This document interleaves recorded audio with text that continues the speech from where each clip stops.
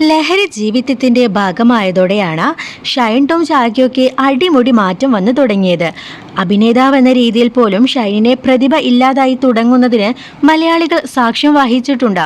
ഒരു ഘട്ടമെത്തിയപ്പോൾ തൻ്റെ പോക്ക് നാശത്തിലേക്കാണെന്ന് ഷൈനും തിരിച്ചറിഞ്ഞു. ഇപ്പോൾ ലഹരി പൂർണ്ണമായും ഉപേക്ഷിക്കാനുള്ള ചികിത്സയിലാണ് നടൻ.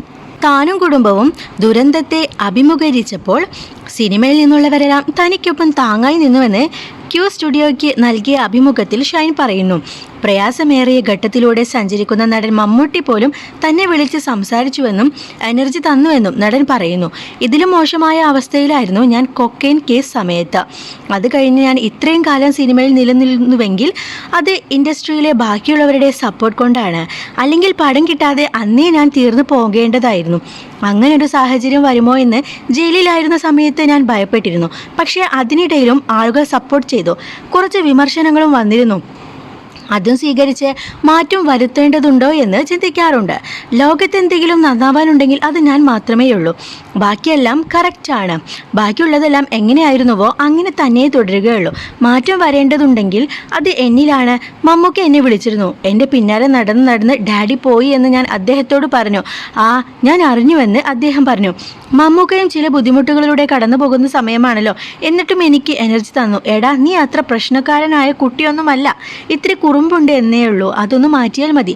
അത്രയേ ഉള്ളൂ. നീ വലിയ പ്രശ്നക്കാരനൊന്നുമല്ല. നമുക്ക് ഇനിയും പടം ചെയ്യാമെന്ന് പറഞ്ഞു. മമ്മൂക്കയും വേഗം വാ, നമുക്ക് പടം ചെയ്യാമെന്ന് ഞാനും പറഞ്ഞു. എല്ലാം ശരിയാവും. ഒന്നും ആലോചിച്ച് വിഷമിക്കേണ്ട. നമ്മൾ മാറി മുന്നോട്ട് പോവുക. ബാക്കിയെല്ലാം നമ്മുടെ കൂടെ വന്നോളുമെന്നും പറഞ്ഞു. പിഷാരടിയും ചാക്കോച്ചനും കൂടി കാണാൻ വന്നപ്പോൾ പിഷാരടിയാണ് മമ്മൂക്കയെ വിളിച്ചു തന്നത്. ഞാൻ വിളിക്കും മുമ്പ് മമ്മൂക്ക എനിക്ക് മെസ്സേജ് അയച്ചിരുന്നു. പക്ഷെ ഫോൺ ഉപയോഗിക്കാത്തത് കൊണ്ട് തന്നെ ഞാൻ കണ്ടില്ല. കൊക്കൈൻ കേസിൽ നിരപരാധി എന്ന് തെളിഞ്ഞപ്പോഴും ഗോഡ് ബ്ലെസ് യു എന്ന് മമ്മൂക്ക മെസ്സേജ് അയച്ചു. വേണ്ട സമയത്ത് നമുക്ക് എനർജി തരാൻ എന്നെപ്പോലെ അദ്ദേഹത്തിൻ്റെ മെസ്സേജ് വരാറുണ്ട്. നമ്മൾ അയക്കുന്ന മെസ്സേജുകൾക്ക് കറക്റ്റായി റെസ്പോണ്ട് ചെയ്യുകയും ചെയ്യുമെന്നും ഷൈൻ പറയുന്നു. മാധ്യമ പ്രവർത്തകരുമായി നിരന്തരം വാക്ക് തർക്കത്തിൽ ഏർപ്പെടുമ്പോൾ ഞാൻ അവരോട് പറയുന്നത് നിങ്ങൾ സ്വതന്ത്രമായ രീതിയിൽ കാര്യങ്ങൾ അവതരിപ്പിക്കൂവെന്നാണ്. ഭൂമി ഉരുണ്ടതാണെന്ന് പറയുമ്പോൾ അത് വിശ്വസിക്കുകയും പിന്നീട് ആരെങ്കിലും വന്ന് ഭൂമി പരന്നതാണ് പറയുമ്പോൾ അത് വിശ്വസിക്കുകയും ചെയ്യുന്നതിന് പകരം സ്വന്തമായ ചിന്തകൾ കൂടി നമുക്കുണ്ടാവണം. ചില സംശയങ്ങളിലൂടെ സ്വന്തമായിട്ടുള്ള വ്യൂ പോയിന്റ് ഉണ്ടാവണം. പലപ്പോഴും സത്യമായ കാര്യങ്ങൾക്കല്ല, ട്രെൻഡിങ് ആയ കാര്യങ്ങൾക്കാണ് പ്രസക്തി. അങ്ങനൊരു ലോകത്താണ് നമ്മളിപ്പോൾ. എനിക്ക് റീച്ച് വരുന്നത് അങ്ങനെയാണ്.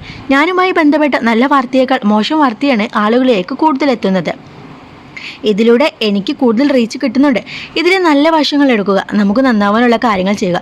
ഇത്തരക്കാർക്ക് എതിരെ നിന്നിട്ട് കാര്യമില്ല. കാരണം നമ്മുടെ ജീവിതം വേറെ ലക്ഷ്യത്തിലേക്ക് മാറുമെന്നും ഷൈൻ പറഞ്ഞു.